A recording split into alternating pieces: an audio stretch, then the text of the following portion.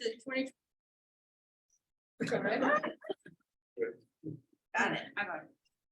Hello, everyone. Welcome to the 2023 annual general membership meeting of Santa Barbara County Action Network. We're so glad you're here. But we're going to start with a land acknowledgement. Thank you, Sarah McDonald.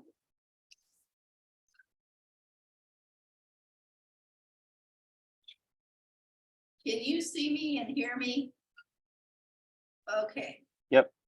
I would like to acknowledge that we are on the traditional land of the first people of the Santa Barbara County and Central Coast, the Chumash people, past and present, and honor with gratitude the land itself and the Chumash tribe.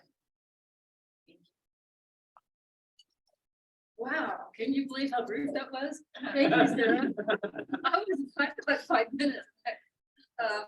So I'm Jeannie Sparks. I'm Associate Director of Santa Barbara County Action Network. And today we have a really special meeting.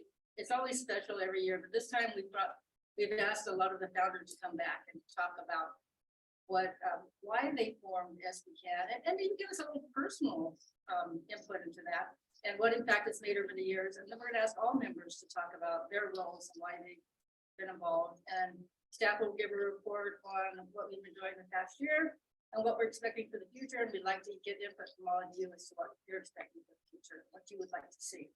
So thank you for being online. Thank you for being here. And I'm going to turn it over to our moderator for the discussion with the founders. I think that's right. Okay. Now we're going to go to Dick Flax. Great. Is this okay? I mean, it's very weird because can I be seen? Yes, You're see, there. you're right there. There we are. You can all hear? We here? Yeah. Good. A little strange. I'd rather be facing the group, but okay. Could we do that? I mean, I don't. You are I mean, if facing you the- sit here, the camera will see you and everyone. It's three, It's focusing on you now. See how it's that's, got you're you. facing us up there. Yeah. Okay, if you can see that. Yeah. You're better than I am, so that's good. Well, this is wonderful, that all of you are able to come and that so many people have joined us on hybrid, in a hybrid fashion. I want to give a shout out to the staff. If you were at our fundraiser tribute to Annabelle Jackson, you know that this team is brilliant at creative planning and disciplined organization. And here's another example, what you've been able to do today. And all of you have brought goodies, a fabulous dessert table out there. Sorry, you folks won't be able to get it, but there won't be any deliveries. So yeah, this is also a brilliant idea, in my opinion, was to say, well, we're 21 years old as an organization, so that means we've reached adulthood and maturity, and it's a good moment to look back over a little bit over the history. The legend of SBCAN includes, it turns out, that Mickey Flax in my living room was the place that the ideas were hatched. But I want to say a little bit more about that hatching process. Joyce didn't show up, right, Joyce? Why didn't you greet me?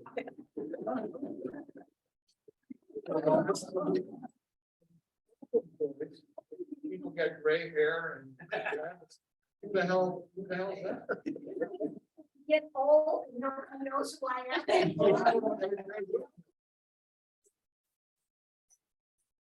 Well, Joyce is key to this story, and that's why I brought her up right now. And she'll have her own chance to talk about this. 2001. The way I reconstruct that time without a lot of current reading about the past, but I think was that the South Coast is already highly organized in a sort of progressive, environmental, liberal direction, big change over decades in who the electeds were in office, much more liberal Santa Barbara South Coast than had been true up to the end of the 60s, really. I mean, when we got here, 69, all the elected officials, top to bottom, were Republican. I think there was one Democrat on the city council. So by 2000, most of the people in office representing the South Coast were Democrats, liberal Democrats, environmentally in favor. But there were two big problems that people in the living room were discussing. One was that the environmental interests were not meshed well with concerns about social justice and inequality. And that in fact, and what evolved since then is even clearer when it comes to the question of housing, the no growth perspective, which was characteristic of the environmental movement here in the 70s and 80s, just didn't encompass well in its own terms the need for affordable housing, because if you restrict growth and don't provide the housing, population grows, the housing supply becomes scarcer, availability becomes scarcer and scarcer. And we thought in that living room, there's got to be ways to make it clear that environmental concerns and social justice concerns, values and concerns could be integrated, had to be integrated. It wasn't just a question of maybe they should, they had to be for the future. So that was one concern. Second was the county itself. So the South Coast is liberal. North County was, the definition of red state was what seemed to be prevailing dominant in the North County.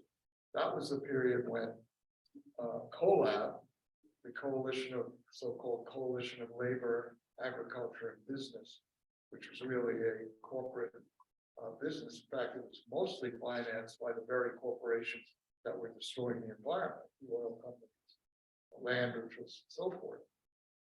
And the staff member of that was the very verbal Andy Colwell. I don't know, Andy still shows up, right? Yeah. I don't think he's lived in Santa Barbara County at all, but that's okay, because we need affordable housing for him. Anyway, and so Joyce, who had grown up in the North, had been mayor of Lompoc, basically, who'd been a leader of not just environmental movement, but really grassroots anti-nuclear power, mothers for peace, was saying we need a progressive organization and voice in the North County. And you people in the South have to really step up and provide for that. You're drowning. I don't know if you said the word drowning, but that's what I remember you kind of expressing. So how do we bring that about? And people around the room included some of the staff from then County Supervisors, John Putney, who represented Bill Wallace, and Salute, who represented Naomi. They were saying there's a third factor, which is the voice of progressive environmental and social justice voices are not well communicated at the county board level. That has to be paid attention. So, and people in the room were active leaders of a lot of the stuff that was going on already. So I was maybe the most skeptical person in the entire room about forming a new organization. I mean, I kept saying, there's a plethora of organization, and I'm sort of not that happy with organizations to begin with, which I could go on and explain, but you'd have to take my social classes to find out. So I was a skeptic, and so we debated how would we do something that would give us a feeling of confidence that such a move would pay off. And we came up with this scheme. Were there was there a critical mass of people who were willing, believed enough in this idea of a new organization to give significant amount of money out of their pockets to help start it? Like, could we start with enough money to immediately hire somebody to be the staff member of the organization? Suppose we had 100 people in the county willing to give each $250 to start the organization. And I said, if we can't get that, we shouldn't go forward. Well, we got about 120, 125 people. That was very inspiring about, yes, maybe there is a real need and a real felt need and a willingness to support this.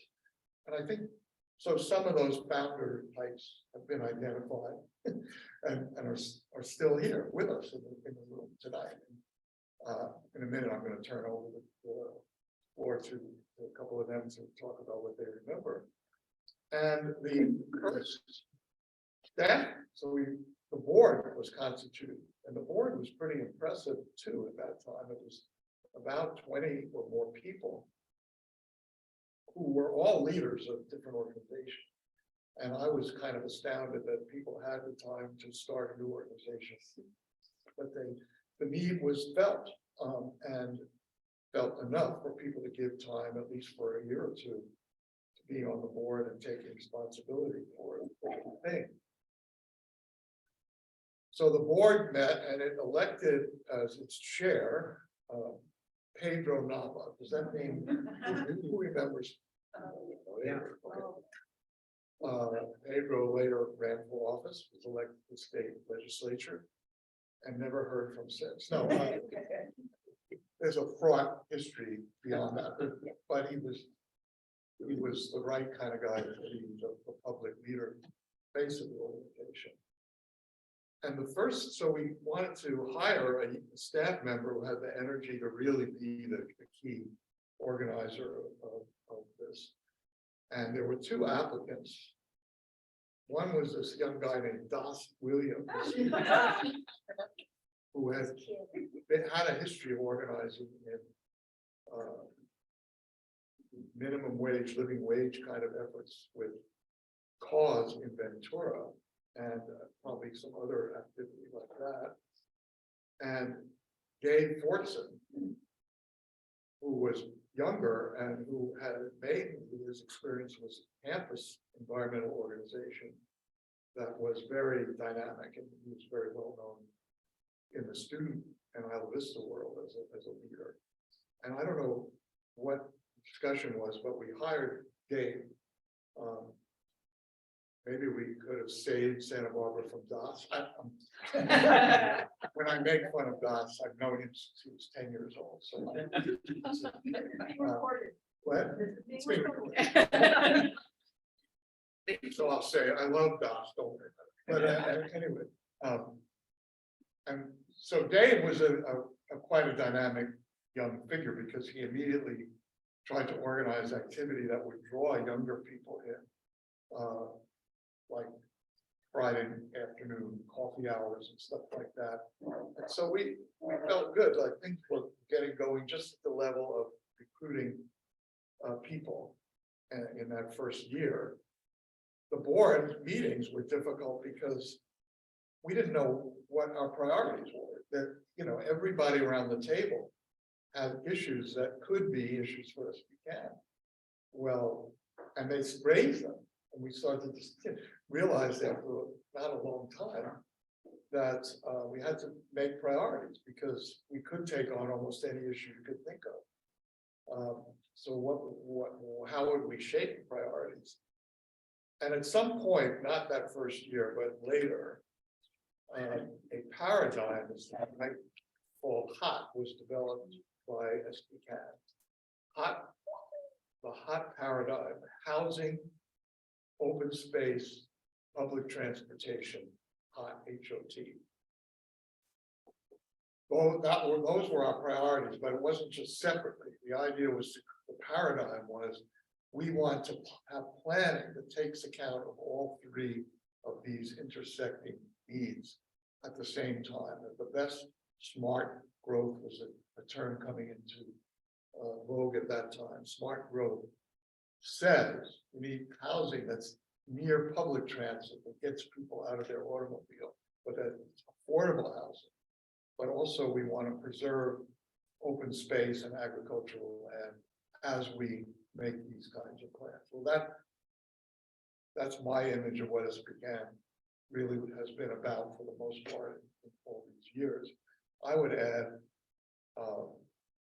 that our goal is always democratic participation in planning, that planning should be close to where people are, not done by lobbyists and experts remote from people in the communities. And so we can discuss the fact that we have kind of contradictory positions, like we've just won a big victory, which I'm sure we'll hear about, in the Bailey Avenue controversy up in the North County, which is to prevent housing from being built in that particular agricultural land, while at the same time we're advocating for housing projects that NIMBY type attitudes still are against or questioning down in the South County.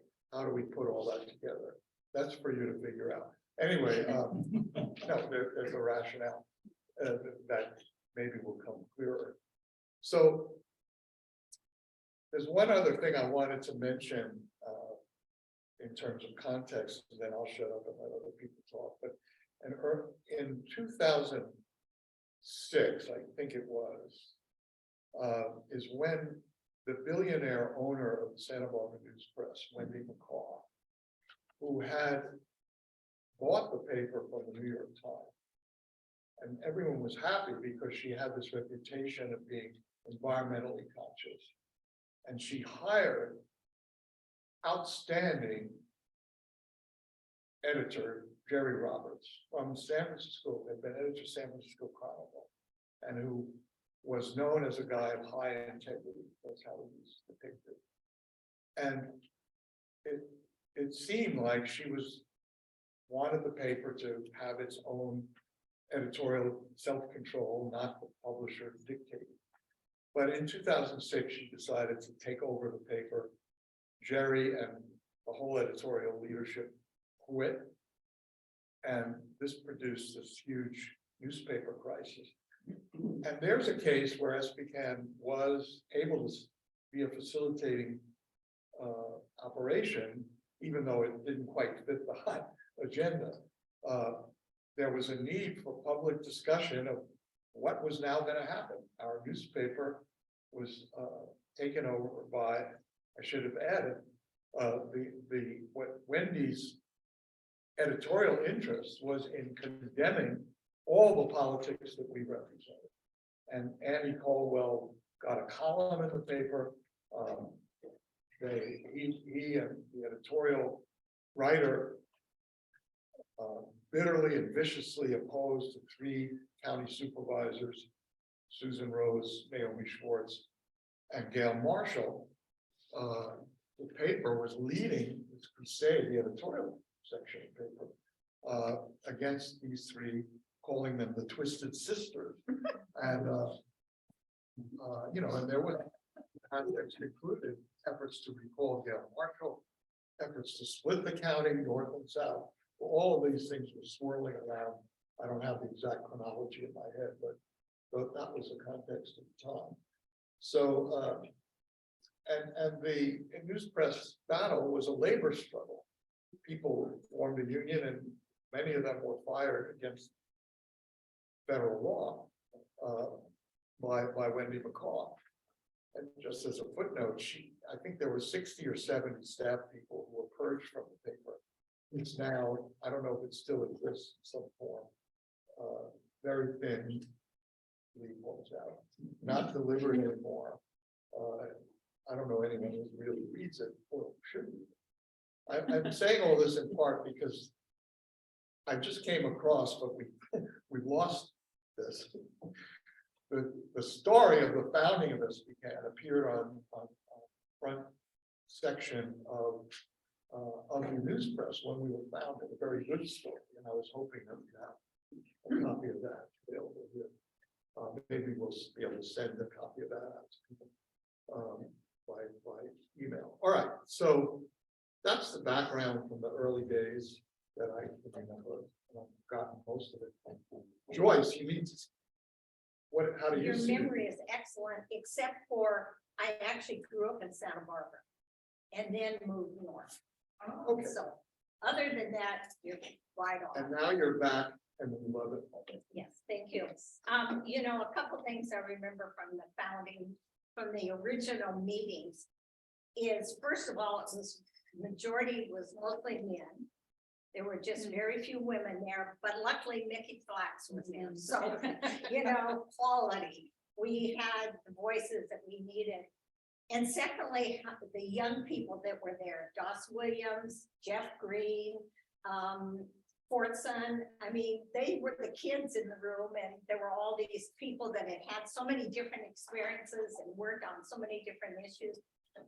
But the thing that was most important was there weren't North County people there, and we lobbied, you know, because it was so important to get North County people there. And I remember Fortson totally got it once we hired him. And so he started coming to North County, and we spent an enormous amount of time going to all the communities in North County, meeting with people, talking about SBCAN, why important it was. And I can remember being at a board meeting in Solvang, and it was all the South County people and myself, and the door opened, and in walked Joanne Marmolejo, Jeannie Sparks, and a whole group of North County people who had never left, except if they had to. But, you know, as it truly took SBCAN into being a county-wide organization. And the other thing I remember is it's Dave Fortson used to argue at the board that, you know, it was hard for people to have a say at the board meetings, and they would constantly come back and say, oh, it's not that big of a deal. So Fortson got on the bus and rode the bus to Santa Maria to show how long it would take to come to North County to attend a meeting. And of course, vice versa, if you're going to the South Coast. And after he spent hours on the bus, he finally got people's attention about transportation, that we really needed to work on transportation issues in the county.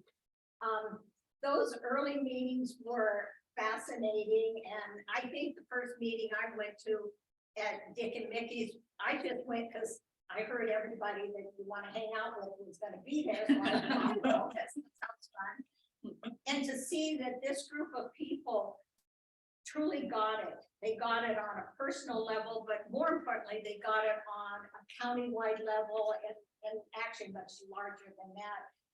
And put all their efforts into truly making Santa Barbara County one county, and we could all speak with one voice. And so I actually enjoyed being on the board in the early days because there were so many different issues that we were talking about and discussing and arguing. It was really a great learning experience, and some of the best people I've ever met in my life were part of that original group, part of those original board meetings, part of the whole experience.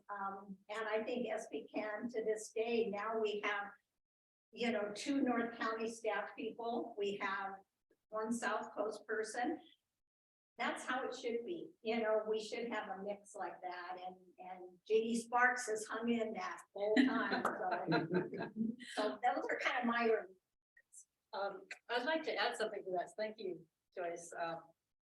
In 2002, I was working for the county supervisor in the district, and I'd spent 11 years there, 12, close to 12 years at that point.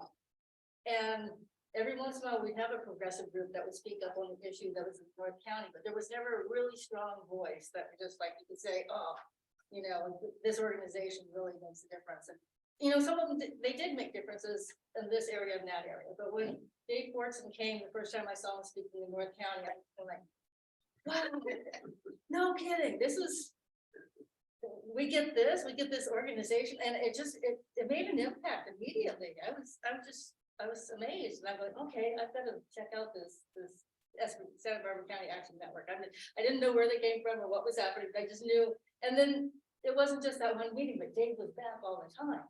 He was either in Santa Barbara or in Santa Maria, and then it was just amazing. And somebody asked me to be on the board at one point, and so that's when I walked into the board. I brought Joanne Marmolejo with me and another person, and I ended up not staying on the board because I was just into too many things. But Joanne stayed, and she became our president for I don't know how many years. And I felt really good about that because I thought I made a big impact because Joanne was there. And I stayed as a volunteer. I do photography and I do graphics. And eventually they decided they wanted to pay me for some of my volunteer work. And then all of a sudden I'm on staff. I shouldn't say all of a sudden, many years later. But so I have been involved more or less the whole time. And it's always been a point for me that it's this organized, it's this unifying force between the North and the South, between different types of groups, environmental, economic, and social justice. And I just thought it's really great organization. I think it still is. And I think, we have a good future. So I discovered SBCAN. Well, you're not a founder. Well, Let's okay, yes. give your turn. Yes. No, so I'd like guys to, do you want to talk? You're gonna have a problem. It would be tough. Okay. Larry Bickford was the founder.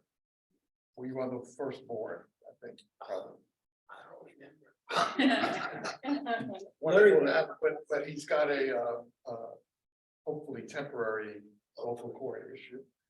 So we'll, unless we don't have a blackboard, you can list I that. didn't sign. Was it my husband? What? My husband. My husband. I don't even see it.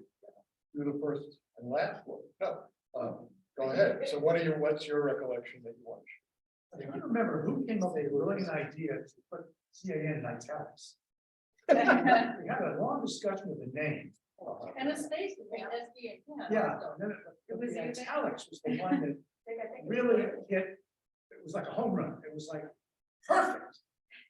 Right, from a graphic point of view, it was just a brilliant idea. Anyway, I did the legal work for the corporation and the nonprofit tax exemption.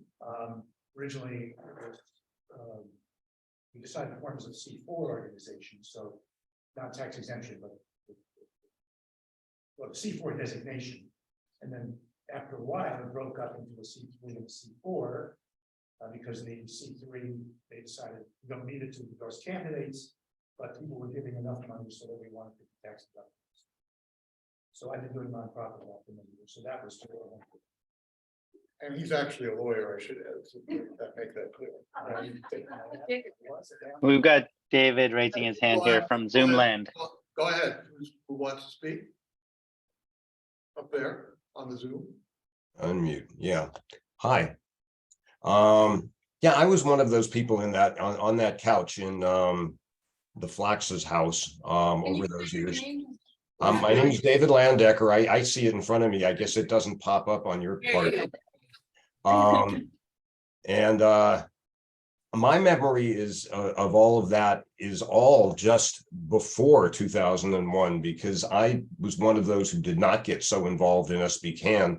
I've been a supporter all these years, but I haven't been on the board or really active with it.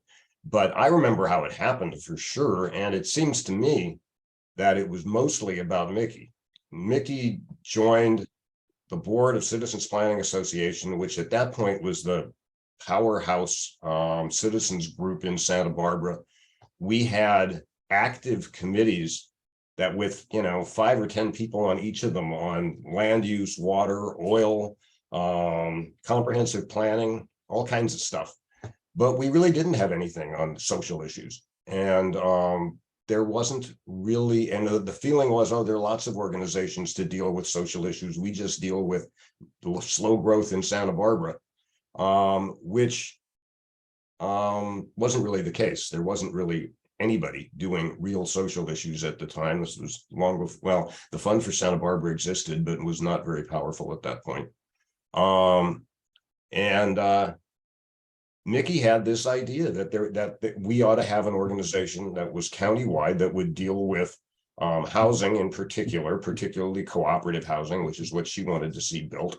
And She actually asked Dick if he would kind of chair these meetings that we had at their house at her instigation. And interestingly, Dick ended up being on the board of SBCAN for I think every year since then. I don't know. Is that true? Yep. Yeah, a long time. I'm the last live person. Go ahead. So my memory is all of these people who ended up, as you say, being activists in Santa Barbara. Dave Fortson at the time was an intern at CPA, and Jeff Green, I don't think was at the fund yet. Maybe he was. I don't quite remember. I remember that the year before, in 2000, Mickey and I worked very closely together on the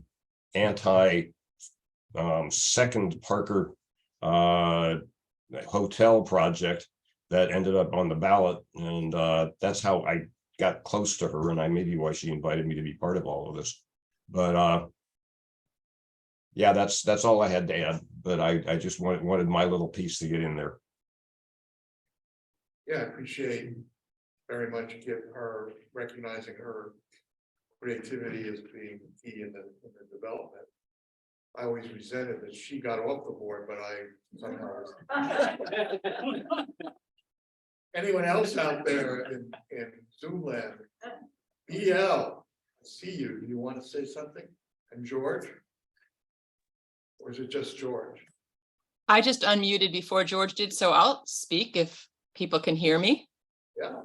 I love that you chose to do it this way, and it's wonderful to have the memory of David and Joyce and you, David, and Dick Solomon, and maybe what George says too. I'm not sure yet. But the only thing I would add is from the very beginning, how important it was that we be a countywide organization, that was really kind of a threshold issue. And one of the ways we attempted to demonstrate our interest and our need to be countywide was, despite, as Joyce pointed out, so many of the original board members being from the South, it was very important that our meetings take place over the hill. That the only way we're going to demonstrate that we cared about the entire county was to put ourselves out of the South Coast. And that I think was a successful moment. I also want to remind people just how dramatic what Dick said about how we began, this notion of sending out this crazy letter of starting a new organization. And if enough people sent us pledged to give us $250, we would begin. On the one hand, that was incredibly naive to think that we could start an organization with $25,000. How are we possibly going to hire someone for that kind of, with that small a bankroll to start with? But we did. And what makes it so dramatic in its success is to remind you of when we sent those letters out, it was just after 9/11 had happened.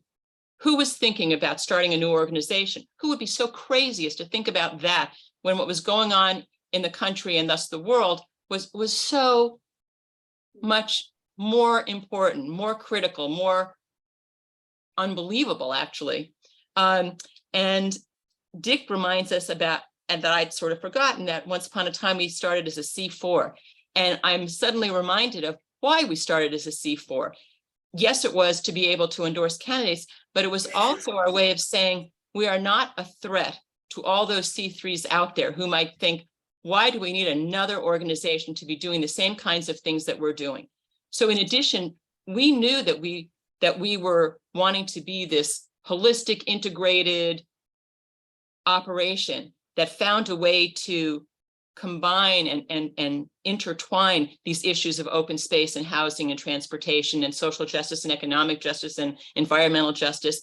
But we also understood that organizations who were doing those things maybe individually would say, we don't need another organization to care about the environment. We just need you to give us more of your support. And I think that it was right for us to start as a C4, that we were able to explain and use that as an argument. And over time, I think that as the roundtable nowadays attests to, we created the umbrella that we wanted to create. I think it took a while to get to that point, but now individual organizations see us see SBCAN as not an overseer, but a way to bring organizations together. And that, I think, was in my mind always the idea and always the goal, that SBCAN would be at its most successful when it was able to address issues on a countywide basis, but address them in a way that brought lots of other organizations to the table to act on those issues. And I still think that that is the way to go. I also, since we're talking about Mickey off and on, I want to, for people who haven't been around for very long, one of the things that SBCAN used to do was an Academy Awards show. That was one of our fundraisers, and it was great fun. And Mickey and I did a lot of the early work towards that. Mickey was the tallier. People got a ballot sheet at the party, and they got to choose who they thought was going to get the award for best actor or best film or best director. And of course, there'd be some important prize at the end. Usually it included an incredibly dinky little trophy that maybe was 2 or 3 inches tall that people were desperate to win. Like it mattered more than whatever the gift might be. But we had these parties every year for several years. And it was one of the more, in my mind, one of the more fun and very successful ways that SBCAN brought people in, saying this is an organization that does important work, but also knows how to have fun. And I think that what's done nowadays with the North County Awards and the honoring Hannah Beth and the special songs that are done at the North County Awards dinners, are all reminders of, it doesn't always have to be just do the hard work and just keep doing that work, that there has to be a way to have fun and to enjoy each other's company. And from the looks of it, the current board continues to do that. And so I continue to be a very happy and grateful supporter of SBCAN, and also happy to have given up my seat on the board to young folks like Stanley, and for people like Dick who don't know well enough to move on. And thank goodness that Dick has maintained his time and efforts with SBCAN. We are grateful for that.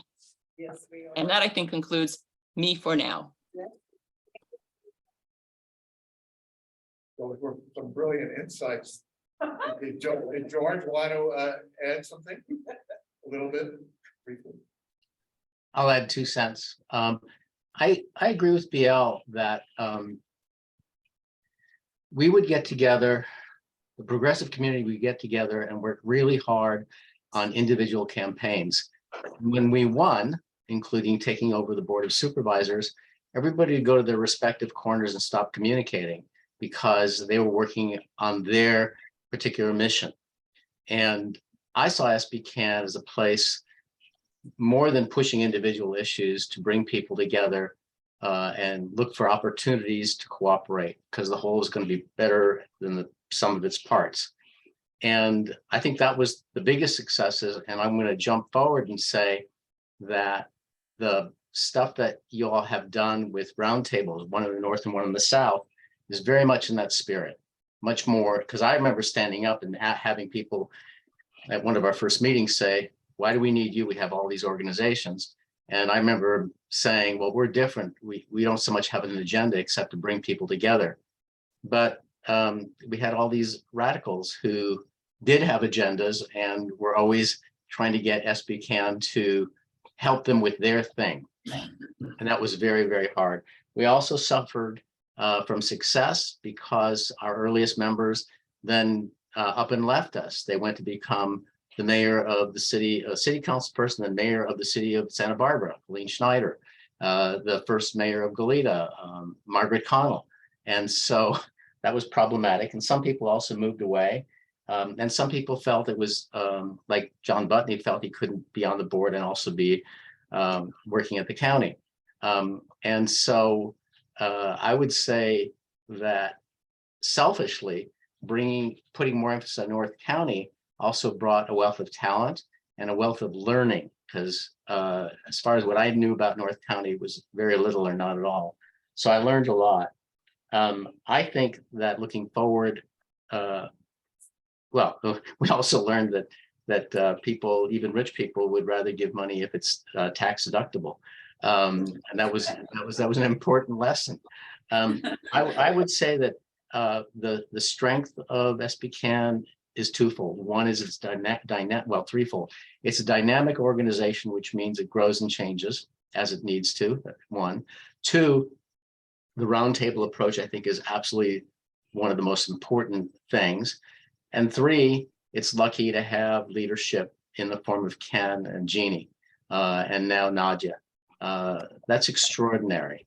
And go find an organization that has crappy leaders and it'll go down the tubes. And so, it's better to be lucky than smart.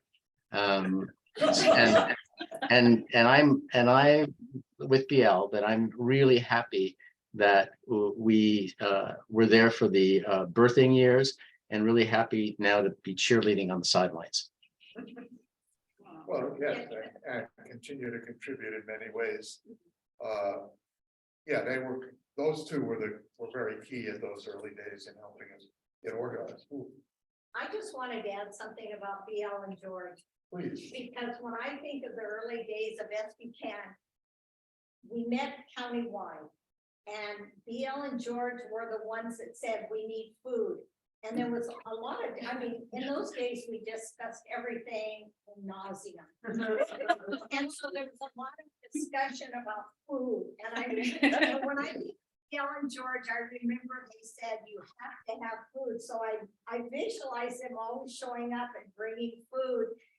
And the other thing is, and for those of you who may not know them, they were the go-to people on politics. If you had a political question, if you had something you needed, you went to George and BL, and I don't think there was ever a time that you went there and they didn't give you some direction or show you a different path. And so when I think of SBCAN, and especially in the early days, I think of the two of them because they were our cushion. They were the ones that cushioned us. And one other thing I wanted to say, because we never use the term hot anymore. That kind of just, we stopped using it. I used to go to boards of supervisors in different meetings representing SBCAN. And I can remember walking into a board of supervisors meeting once, and some of the other side was there, and they were saying in a loud voice, "Oh, here comes hot," And then they proceeded to say, "I don't know, I don't think she's so hot."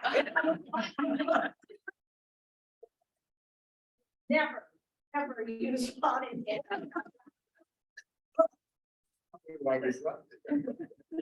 Sometimes we're known as hotties. Rachel couch around. Rachel. No, she didn't. I don't think so. Anyone else up there in Zoom country? Have some. Rachel's still in town, if that's what you were asking. I don't know if it was. What? If you were asking whether Rachel is still in town, the answer is yes.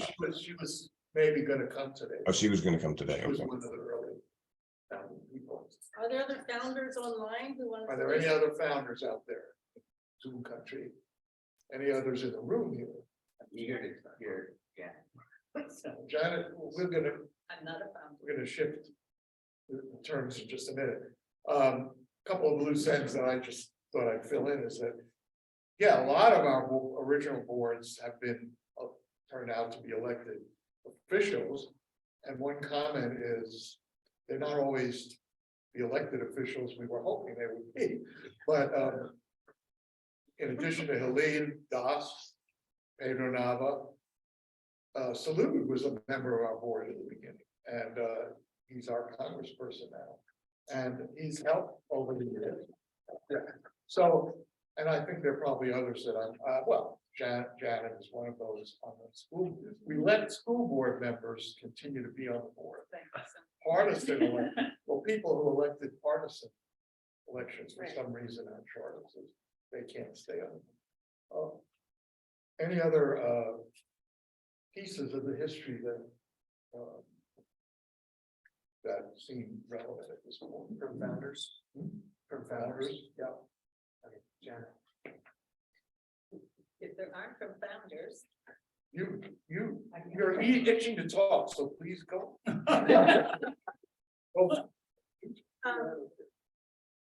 I learned about SBCAN at Lompoc Southside Coffee Company, where Joyce was meeting with this man who I had never seen, had no idea who he was. But I certainly knew Joyce and who she was. And she left before I was able to go over and insert myself and say, what's going on? Because I want to know, because Joyce is involved. So she left, but Ken was still there. And so I accosted Ken and I said, my name is Janet Blevins and I live here and I know Joyce. Who are you? Or something like that. That's what you said. And What's going on here? yes, and I think it was right before an awards dinner or something, because I quickly got involved with you and SBCAN, and was in the middle of fighting oil projects in North County, which seemed to be never ending. And, you know, getting called a charlatan by Andy Caldwell. And say, well, then where's my money? Yeah.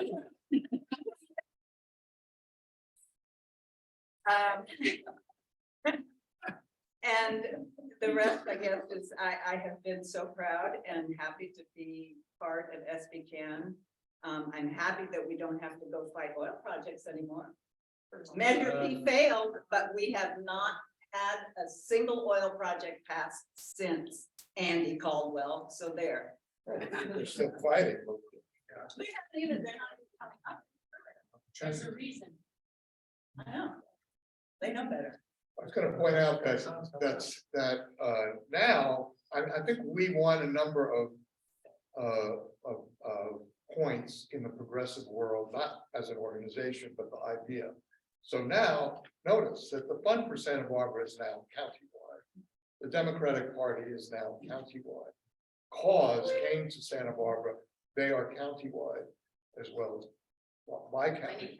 And Yeah, multiple counties, yeah, and so that idea, which I think we pioneered, is obviously was the right strategic point. And similarly, I think on the linking of environmental and social justice concerns is now, I think, the mainstream of all the progressive groups that are working in the community. Not that there aren't frictions still, difficulties, but I'm not saying we've won all the battles. I just think that, but we continue, and I thought BL was brilliant because what we've evolved into, from my point of view, is much more a convening organization that brings other groups together around a common coalition type tables, round table, for discussion of issues, or making common cause, or building political forces around coalition. That seems to be our role. Our board is that way. The board is just a great group of people who are leaders in a whole variety of organizational sectors. And then I wanted to pay tribute to a couple of people who passed. Joanne Marmolejo, she was a labor organizer at the time that she joined us. Krusty, what was the union she was in? Was that the UFC? What? You might, you know. Yeah, the food and commercial. There was Jerry Connell, who was a Sierra Club guy in North County, who was a mainstay of the organization there. And of course, there was Selma Rubin, who was our longtime treasurer. Yeah. But in her 90s was a member of our board and very active member of our board. And I always loved the fact that and this is like a role model for me now that I'm getting into Selma age territory, beginning. She could sit in a room like this, or a party room, big reception room, and she knew not only remembered everyone's name, but she knew their whole biography. She had a great, so keeping your memory is possible. That's what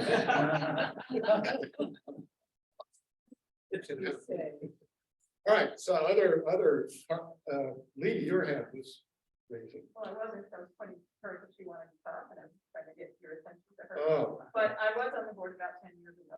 yes. And I do remember driving up to Santa Maria with Valenciano, who was running Pueblo at the time, on behalf of SBCAN, trying to do North County Leadership Building.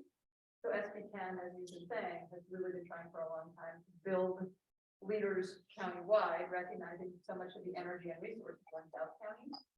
But the opportunity lay in North County. I'm so pleased to see that that's steadily. And as you point out, as a leader in that, now the other organizations are following. Plus, I got to run the Oscar party one year when George and Gail were off having fun somewhere else. Well, did this inspire you to think we ought to start those up again? But You'd have to talk to Susan Rose about that. what? You'd have to talk to Susan Rose about that. Her house Yeah. was very perfect. It was, yeah. It was fun then. That could be a Dick's house. It's a lot. We're not gonna do it this year. Don't get anxious about it. Pam, did you have your hand up? Yeah, I just had a question. I haven't heard where Kim came into office. What? Oh, she hadn't heard where I came into all of this. Oh, good. And I was trying to get your attention to see if Gail McNeely wanted to say something. I'm sure Gail will say something, but go ahead. Okay, well, thank you. I'm Ken Huff and I'm executive director. And I got, after I retired from a long career in transportation and housing planning, I decided, and mostly in Sacramento, I decided to come back to Santa Barbara where I had worked for the Council of Governments in the mid-80s. So I came back and I was kind of getting bored. What am I going to do? And somebody said, well, there's this CPA. I went to their office. Oh, there's an office. I met somebody. I went to a meeting and said, well, there was it was Sheila Lodge. And so she was, sounds NIMBY-ist. I don't know. I'm not comfortable with the NIMBY kind of thing. And so I like it, most of what I'm hearing. But then I heard about SBCAN. I went to a hot meeting and I met Dick and Mickey. And I was impressed, especially with how apparently they were married and everything. They were, there was kind of like, oh, this is kind of organization where people can express themselves and Stay married. Stay married too. Which brings me to, well, anyway, so then eventually I got recruited by Joyce, who had to leave to run for office, I think was what the deal. And so we met and had coffee in Buellton and she stopped me, I'll do this for 6 months or a year or something. So I got appointed by the board to do that. And so here it is 10.5 years later. I love it. I'm a volunteer. I wasn't then, but I am, and I love it. So I keep doing it. I love working with Jeannie and with Nadia and the whole board. So it's a great retirement gig.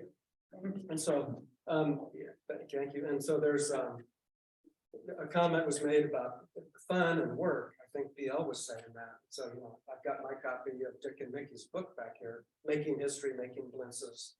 And the whole reason for the title is they knew how to have fun. And then they go fight like hell. But they were going to go to the football game, Mickey wrote, that, where it was. And other people go, wait, why are you going? You can't go to a football game. You have to, we've got this rally or whatever's coming up. Now we're going to the football game because it's Sunday or it's Saturday. It's Saturday. We're going to the football game. This is in Ann Arbor, Michigan. Ann Arbor. Yeah. So this always struck me about them and that they knew how to do both. And Mickey knew how to make the best chopped liver. And so when the last time we had one of the events at Susan and Rose's and Alan Vickerman's house for the Oscars, I said, will you please make that? And she wasn't planning to. She said, okay, for you. And so she did make it. It's delicious. So these are those are some of my recollections. Well, so are you saying Dick and Mickey were inspired the union between Ken and Jeannie? Is that? Well, Because you didn't seem to mention that. well, I was invited to come to once I was on the coming to the hot committee meetings and stuff, and where we're having maybe they'd like me to be on the board, so they invited me to come to a retreat of the board, so okay, I'll come, and so I met several other people that were on the board at the time, and I guess it panned out that I was okay, and I thought they were okay, but then during a break in the action, I went out on the balcony, and Jeannie came out there too, and we're in Goleta at John Williams' house. We're looking out over the Goleta Valley, and Jeannie's talking to me, and we're talking a little bit. And so And you've forgotten everything else. interesting, but I was actually dating someone, he was dating someone, but my relationship was kind of like, I'm really done with this relationship, but I thought I'm gonna talk to this good-looking man. And I'm gonna introduce myself, I'm staff, and I'm gonna get to meet him, and so we're talking, and then he talks about his girlfriend, and I'm like, yeah, well, you were interesting. I found an excuse to walk away, but then he gets hired, and the first thing he does, he says, well, this person doesn't want to hear from me anymore, so you need to take her off the database. I'm like, yeah, what's this person? But this is, I'm not dating anymore. I'm like, oh, you're kind of interesting again. And so, so we started working together, and found that we could discuss things and we could work together. And after a while, we had to say something to the board, like, I want you to know that the staff is dating each other, and we hope it's not a problem. You want to come to the wedding? That was great. Wonderful wedding in Morro Bay, and Fiscal. I mean, I recommend, I said, if you want to staff an organization, get your staff members to marry each other. That reduces the budgetary. Especially when one decides not to take a salary anymore. They're gonna volunteer. All right, so thank you for giving me the floor. There's more to say. No, So Gail, I thought you might want to say something. I don't know why I think that. I don't know why. No. Well, because Gail is the most fun part of our board, because he's actually a pedigree professional clown. I don't know if people know that. I'm not the only one, not the only clown on the board. Especially. And I guess I've been on the board second longest of. Oh, really? I've been on for like 16 years. Is that right? Yeah, Viviana Saveto recruited me. I didn't know much about the organization. But then, you get on a board and you see the quality of the people. And you go, whoa, I could learn something. That's what I really did. Because I was an actor of PCPA, and when I moved here, I didn't have any political sense at all. I ran for the Central Committee against Rebecca Carey because I wanted to promote my man for president, and he wasn't being heard very much, Dennis Kucinich.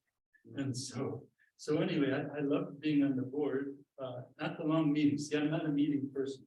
I avoid meetings as much as possible. I'd rather be doing something than talking about doing something. And so a wonderful thing happened, and that is that I found support for educating children in the arts on our board of directors. And so now the SBCAN is considered a children art provider in the state of California. And we just got our 4th California Arts Council grant. We have 2 of them at the same time right now, funding our director and then funding our teachers. So with the support of the board, this is a direct service. We consider it social justice because the kids in Santa Maria didn't have a free summer program they could go to. Only the families that had money could study guitar or dance or whatever. Last summer, we had 300 kids in there. So Youth Arts Alive is a direct result of outreach on the part of SBCAN. So I guess that's the payoff for me. I love the people I'm working with, and I love the fact that they're supporting the youth program, which is going strong. And so one thing so this is the best example of what is actually now a fairly important feature of what we do. We're a financial agent for a number of projects. We're the C3. It's a benefit of being a C3. And it's a benefit of having staff who are willing to administer this kind of relationship. Thank you. Yeah, but we not only, I mean, that's the most successful and amazing example, but we were the financial agent of the movement in Iowa District for self-government. They got a grant, we administered that. And so we were part organizationally of supporting that effort, which was quite successful. And there's probably a whole string of others, maybe that could be mentioned. Sometimes we don't have really much, there's not much going on in the organization that gets the grant, but anyway, am I talking too much? No. Want to ask Joan Hartman is sitting very quietly.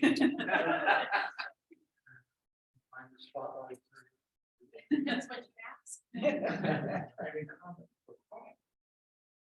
Well, About anything, doesn't have to be. no, I mean, I've always admired SBCAN because it is countywide and it does bring some of the talent and resources from South County, some of the know-how. Where we're still really working on some of the things you started with, leadership development and helping people realize what they can accomplish. I'm not sure why Santa Barbara is so rich in that regard, but we still need that in North County, but we've come a long way, and SBCAN is really at the center of that. And it's an organization, that's why I'm here today. It's an organization I believe in. I'm very touched. I'm personally very touched that you were able to come and just be here. You didn't ask me to do anything. Here you are. We are, yes,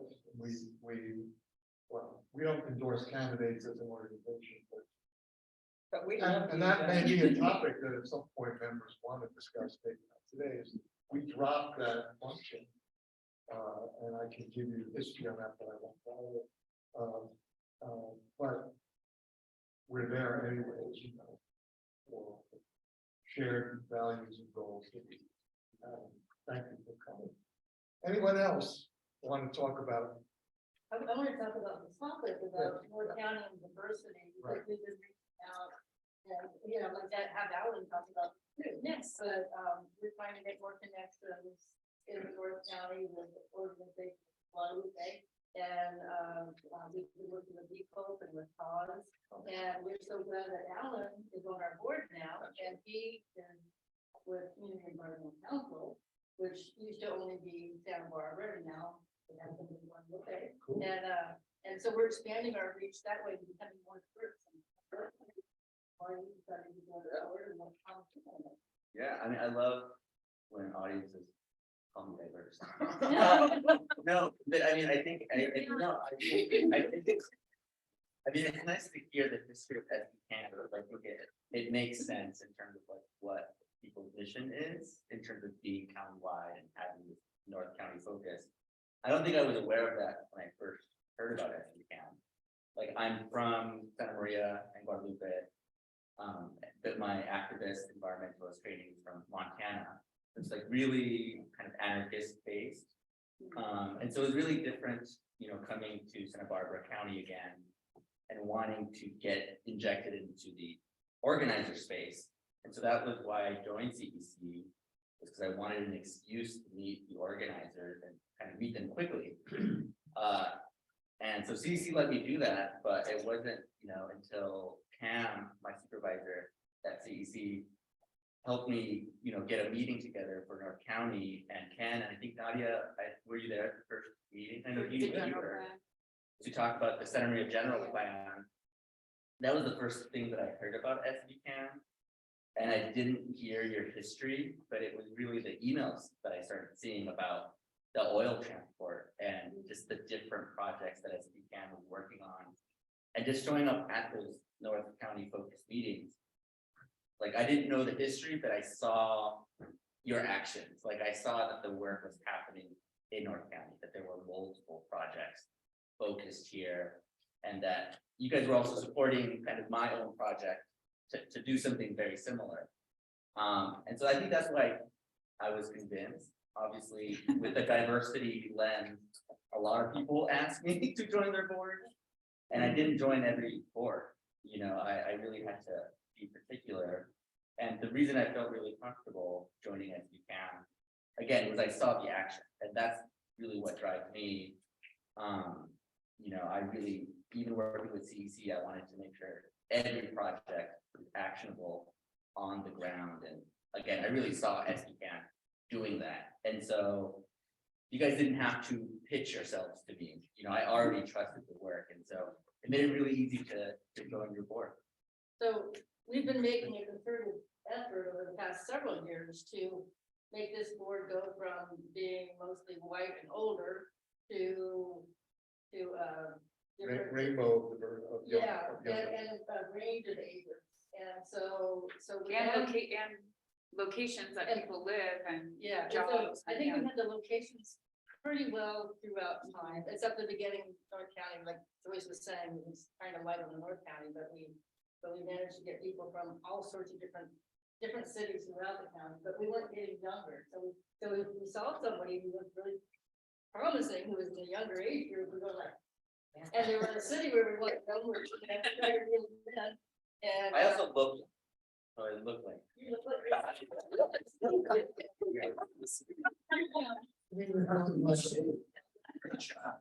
I'm 45. I'm turning 30. I'm turning 30. Very. What did he say? Well, I'm very glad you're here, Al, because we've never met in person. The thing about the Zoom era, the pandemic era, you get to work with people, but never see them in person. So wonderful that you're here. And another person in a way like that is Nadia, who we hired through Zoom, basically. And yes, do you want to jump in right here? And maybe we want to make the transition to the staff. I think, Program, yeah. I mean, I would just say that, you know, we've talked enough about me, and Jeannie started it. And Nadia hasn't had much chance to say anything, so we've we've missed a few things that she might like to talk about that are current things that we're doing. So you're on the spot, and after she's done, we're gonna have an election report. Great. Yeah, well, I really enjoyed the conversation. Thank you everyone so much for being here, but yeah, I was hired in the midst of COVID in December of 2020 and everything was on Zoom. And I didn't know about SBCAN, I hadn't heard of it before, but my friend Andrew Johnson, who was a grad student at UCSB, actually like forwarded me the email that Ken had sent because he was looking for jobs in nonprofits. And I knew Onarosa, who was on the board. We had worked together on a project, and I knew some other people who had been involved, and I was like, oh, how have I not heard of this organization? And then I remember reading the job description, and I was like, it feels like somebody wrote this for me, like somebody wrote all the things that I kind of wanted to do in Santa Barbara County. And like if I had enough money to live from something that wasn't a job, like those are the kind of things I would want to be doing with my free time anyway. So that felt really yeah, it just felt really aligned. And then it all ended up working out. And yeah, this is my first like real job after graduating, and it's been really great. Ken and Jeannie are really amazing to work with on the board. And yeah, it's all on Zoom, but it still feels I still feel the community feel, and events like this are really important for that too. But yeah, but we can talk a little bit. I mean, we've heard a lot about the history of the different efforts we've been working on, and just a couple things we wanted to highlight. that we're working on now. Affordable housing remains a huge issue in Santa Barbara County and especially on the South Coast. So we're actually leading a coalition of different organizations and individuals and labor unions in the South Coast to try to develop campaigns to create dedicated sources of funding for affordable housing. And Dick is really involved in that. And then we recently helped secure in the city of Santa Barbara $3.6 million for the Affordable Housing Trust Fund. So that will be really impactful there. And then we continue to work on tenant protections. We heard about the Santa Maria general plan. I think some of you are involved in those meetings, but yeah, just trying to help with developing policies that will steer the direction of the city of Santa Maria, and especially focusing on the environmental justice element, which is a new element of the general plan this year. The oily projects do remain to be a thing, and we continue to work on them, and we will. And Exxon is trying to do some slippery things, it seems. Again, yeah. But yeah, I don't know. Is there other things you want to mention now, or? Before we go to the election, there is something I want to mention. Yeah, go ahead. Go ahead. First of all, I wanted to say that when Nadia got online to talk to us in the job interview, we were impressed. We were amazed how much she knew about our organization and how she seemed like she would be a perfect fit for the organization. And so we were really happy that she had applied. There were a couple other applicants and talked to them, they were fine, but Nadia just stood out way above the other two. And we just were just like, we'll be just so, you know, the best thing is we get Nadia. Great job she does. Yeah, and she is wonderful, so it's really a great effort. In terms of projects, I just want to mention that we have the San Maria River Healthy Watershed Initiative. And we are recruiting a water team to do water testing out of the estuary. And we're working on how we're gonna do that now that Guadalupe Beach is closed. And Alan came up with there's totally about a possibility of going to the beach in a different route. So we might get there. We're hoping to get there pretty soon. But I'm just gonna leave it at that. 'Cause I think there's I'll say that I don't want to lose my quorum because a few people have started to drift out and we do have an election to have and we need 20 Let's people. have it. I heard that if you So we- start a meeting with quorum, it counts the whole rest of the meeting. Okay. I don't know. That's. I heard, but- That's a very wise company. Oh, and there's Zoom people, right? Yeah. We've got 8 people on Zoom. That's helpful for your count. By the way, that's Stanley, Oh, yeah, Stan. board member, Stanley Sanko, who's also a leader of the tenants union in Santa Barbara, and a Paul is a staff member. I don't know who else is in the Zoom still, but Everybody, we've got Sandy Boyd, we've got George, who you heard from, Laura Selkin, Vicky Allen, Bill, Vijaya, and Gabe. Vijaya Jamalamadaka and Gabe Escobedo. Right, see? So, if I may, because we're asking the board members if they want to say anything, I guess we have time to do the elections because we have a forum, no matter how many people leave. Did you want to say anything, Stanley, or anybody else who's online? I don't want to take up too much time. Just wanted to say I'm really appreciating not just the breadth of work that I'm reminded that this organization does, but just the long legacy it has in our little social change progressive ecosystem. And I'm just really appreciating all the connections to electoral work, to bridging housing and the environment, to all sorts of kind of struggles that that this region has had, and just seeing how it weaves into the trajectory of people's lives. And it's just a really nice thing. And I texted Nadia because we're both really active in the tenants union in Santa Barbara. Like, we need some more joy in our movement spaces. And I really got a kick out of that reminder about very practical ways that SBCAN has done that. So just wanted to share my gratitude for that history and for y'all's participation and presence in it. I think we need to have a Blintz's party. The. Yeah, I would love that. That'll be. The title is making. Making blintzes. Yeah, well, Stanley, I can help you learn how to make blintzes and you'll be the. I made them once, so, fully qualified. And you've got, that Eastern European, Yeah, yeah. we'll talk about that. Dick, can I say something real quick? Please. I'm Sharon Rose, and I know a lot of you, some of you I just met today. But I wanted to remind folks how great it is that SBCAN takes grassroots groups under their arm sometimes and helps them launch. And I started a project called the Mobile Homeowners Project, and we were trying to defend residents in mobile home parks who are under attack by greedy landlords.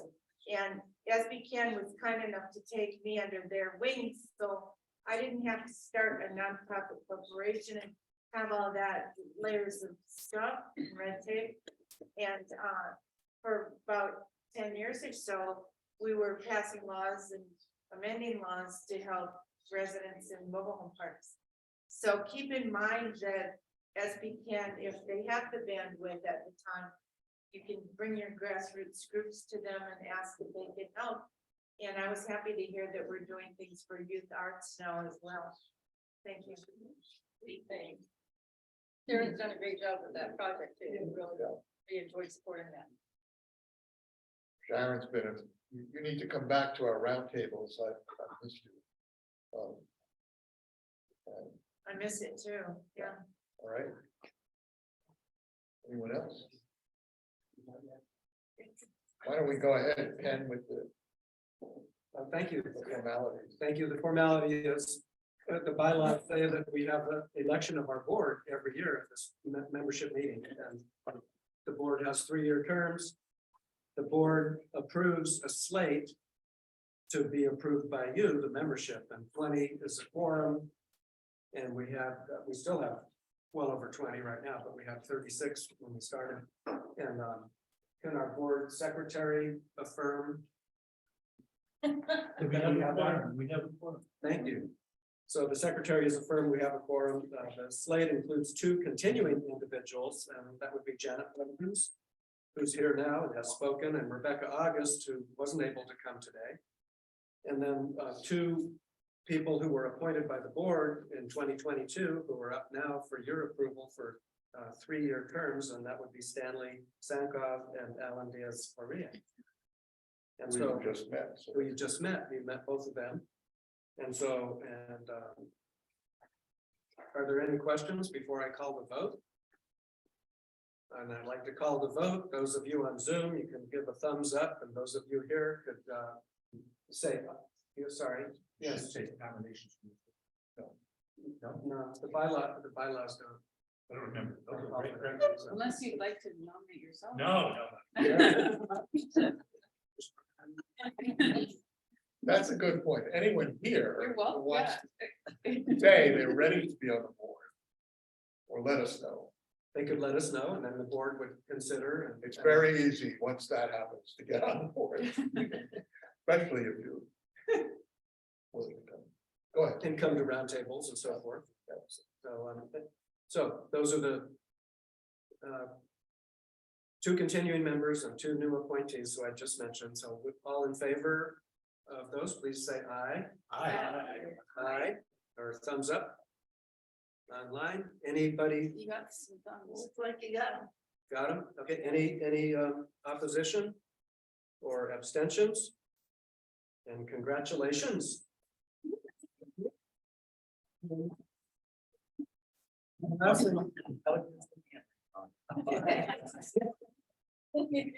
And then the last thing is the bylaws also state that the board selects its officers for 2020. And so the officers for 2023 are co-presidents Dick Flax and Rebecca August, and treasurer Jonathan Abud, who couldn't be here today, and secretary Gail McNeely. And I want to thank, and I'm sure all the board and members want to thank Janet Blevins for her service over quite a number of years as a co-president.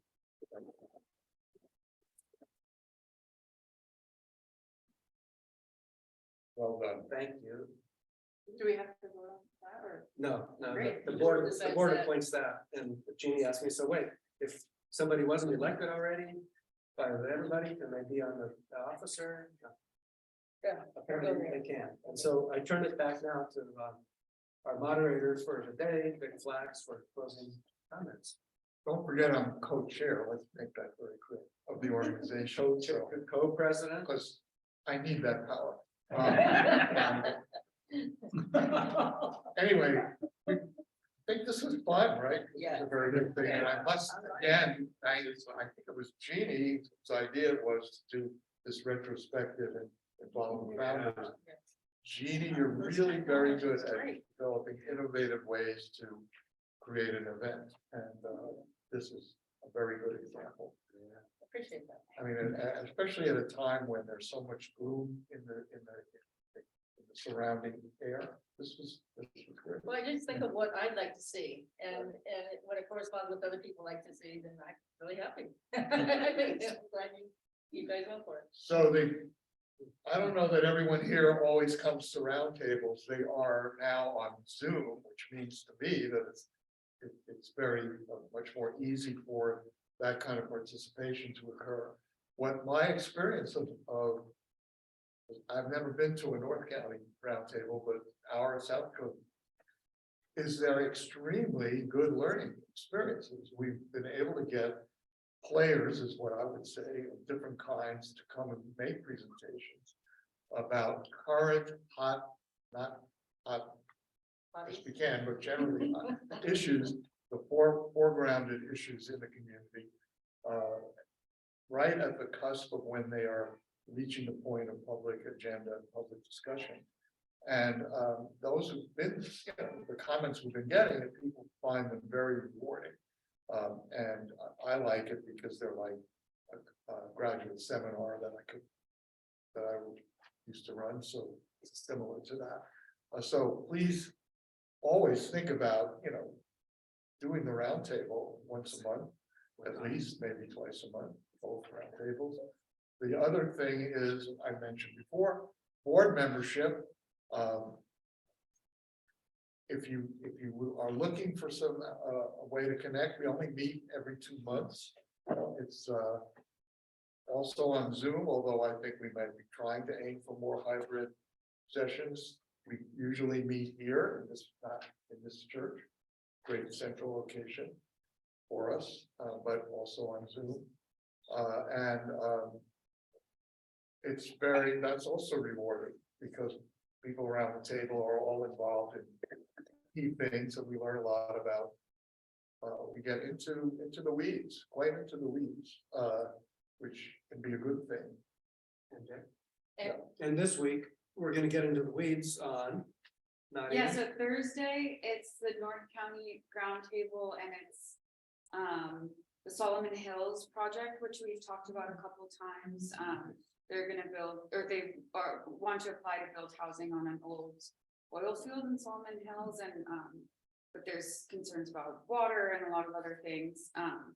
And then there's also an effort it's called Don't Cage Our Oceans it's something to do with the factory fish farming that Trump opened up on the federal waters off of our coast. And then the third thing is something else. Are we talking more about Union Valley Parkway Yes, please. at this? I don't think this week, I Is it Hope Village? my brain is, Hope yes, Village. Hope Village, thank you, Sarah. Yeah, the Hope Village, homeless, transformational housing or, what do they call it? Temporary housing, yeah. For the county plan. Yeah, and then, Across from the government center. yes, and then Friday will be the South County, so that'll be, the Baylord Ave Workforce Housing, which is gonna be, it's a affordable housing project right outside of the Carpinteria city limits, that's on a farm, that's currently. Present to the roundtable. Yeah, and then also Lisa Plowman from the county is gonna talk about the county housing element update, which is, it'll be at the South County Roundtable, but it's a countywide issue. And actually next month, we're gonna start having South County Roundtable will be on the 4th Friday of the month instead of the 2nd Friday, so that we can have them every other week, so that, because we've been talking about more countywide issues, so it gives us a little bit more time to, or just more opportunities to discuss things throughout. So really, you could, if you're available both, we encourage you to come to both South County and North, because there's a lot of crossover. So yeah. And I want to make one brief comment, because Dick won't, but Dick is really, has a very prestigious, strong history as an activist. Before he came to Santa Barbara, he was in Chicago. His story and his wife's story is in this book. It's called Making History, Making Glimpses. We talked Get about a it close up of earlier. that. Okay, it does it. There it is. So, Chaucer's. and it's only written as only a professor could do, and his wife, look, I mean, it's like a textbook, but, it's. No, it's really Thank you. got it. It's very wonderful because it's personal and it's it is history. He's been involved with these characters that you've heard about in other locations and other times. And it's just amazing, the story, Dick's story and his wife Nikki's story. So I recommend it if you get the opportunity to read this book. And It's a great book, but I will add that Dick will quiz you on it. So just, pay attention. Thank you, He said Dick. like quiz him on it. I just say I really. Okay, you Just be able to work with, because he's an amazing person, amazing story, and just what he's done, I'm just in awe. Yep, yep.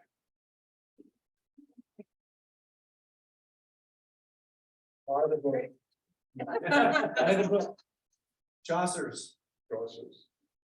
Amazon, it's all over. You can even get it in audiobook. Was that the final word? If there's anyone in the room or anyone in Zoom who hasn't paid their dues, then that would be good, because we'd like to have a membership.